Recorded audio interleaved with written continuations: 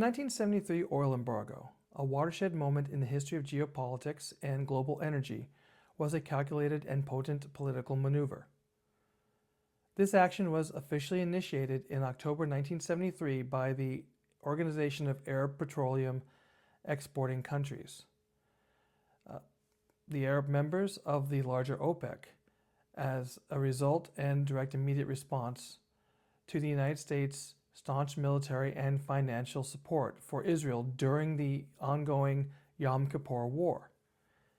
Utilizing oil as a powerful economic and political weapon, these OPEC members implemented two key measures. First, they announced a significant cut in oil production, reducing output month by month until Israel withdrew from the occupied Arab territories.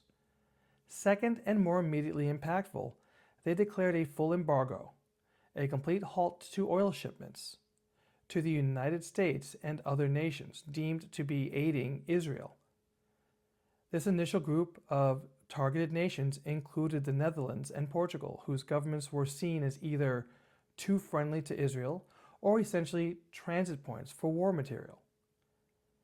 The embargo scope was later expanded to also include key U.S. allies such as Japan and Canada. This decisive action triggered what became known as the First Oil Shock, a crisis that sent immediate and profound reverberations throughout the industrialized world.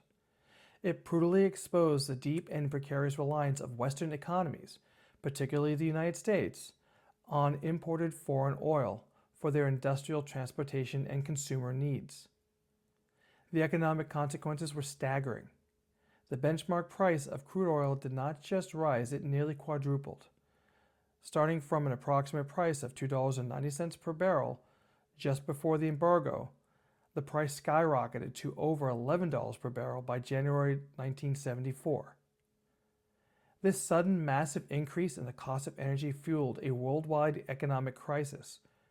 Within the United States, the most visible signs of the crisis were severe fuel shortages, resulting in the infamous massive and often hours-long queues at American service stations as drivers anxiously awaited to fill their tanks.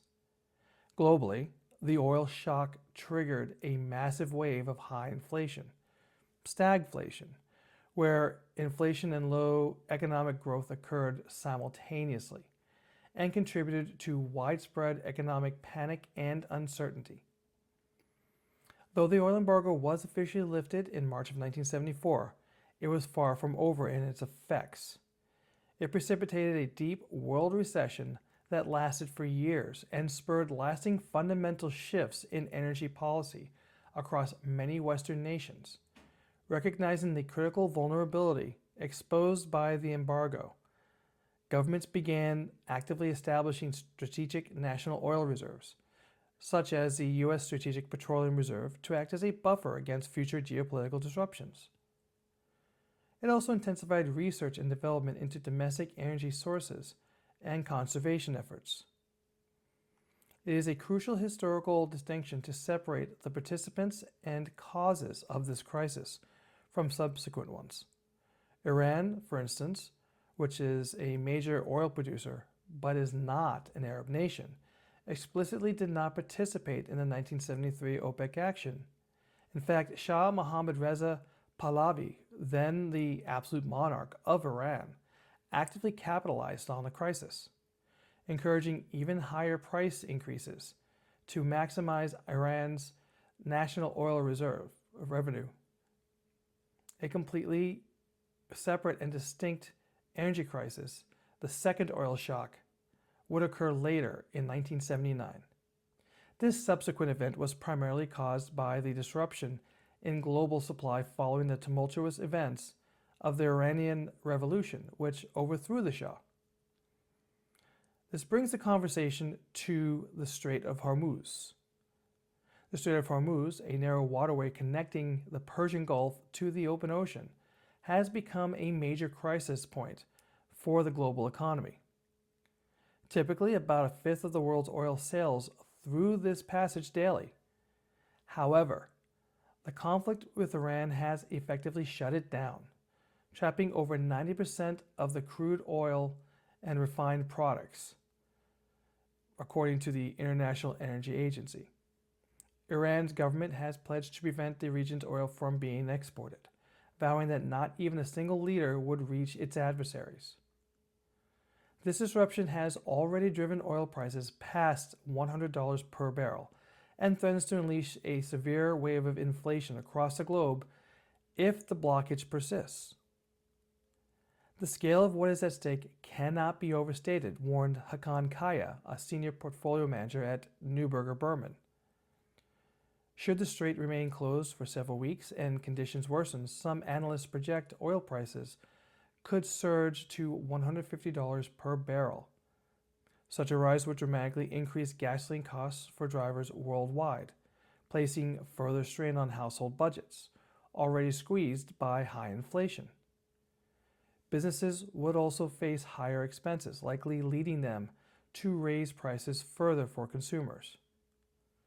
As a response to the closure, the Trump administration, through Treasury Secretary Scott Bessent, announced a temporary, narrowly tailored easing of certain sanctions on Russia oil. This policy decision was a short-term measure set to expire on April 11, 2026, and was implemented to help mitigate the global energy price spike resulting from the conflict in Iran. The relaxation allowed for the sale of Russian oil that was already in transit at sea. This, in effect, rewards Russia for supplying Iran with weapon systems that have been used to attack and kill U.S. soldiers with drones. The situation could severely affect the Russia-Ukraine war.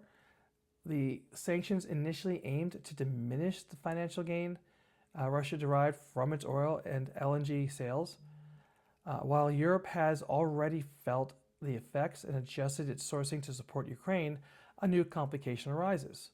With a major supply route now blocked due to their alignment with the U.S., many nations might be compelled to resume purchasing from Russia. This potential influx of funds for Russia carries the serious risk of decisively shifting the war's momentum in Russia's favor and against Ukraine, undoing any gains by Ukraine to take back what Russia has stolen from them. The media, repeatedly justifying the economic fallout of rising gas prices on American consumers with the cliche, short-term pain for short-term gains. This tired phrase is unlikely to resonate with lower-income consumers, many of whom have been financially struggling for 1 or 2 decades. Given that crude oil influences all economic sectors, often in multifaceted ways, this needless conflict is poised to drive the global economy into a severe recession. While it's typically unrealistic to hold a president accountable for gas prices, Trump's direct actions in this particular instance may be responsible for a significant price change. The Trump administration has made the alarming claim that 1,700 Iranians are active in terrorism sleeper cells within the U.S. This revelation comes amidst scrutiny of Immigration and Customs Enforcement for its aggressive actions, including the detention of non-criminals and even U.S. citizens. Concurrently, it was disclosed that 4 drones were stolen from a U.S. military base on U.S. soil 4 months ago. Adding to these concerns is the alleged threat of Iranian drone strikes targeting California, as reported by the U.S. government. For a cost of $20 billion and just a few weeks of war, the human and strategic toll is devastating. We have lost service members, and thousands of civilians have been killed in Iran and the surrounding region, including over 100 schoolgirls. Strategically, our reliance on missiles and bombs has depleted our reserves, weakening our defensive posture against major powers like China and Russia. Economically, gas prices are currently high and are projected to soar because we have surrendered control of our energy supply via the Strait of Hormuz to our adversaries.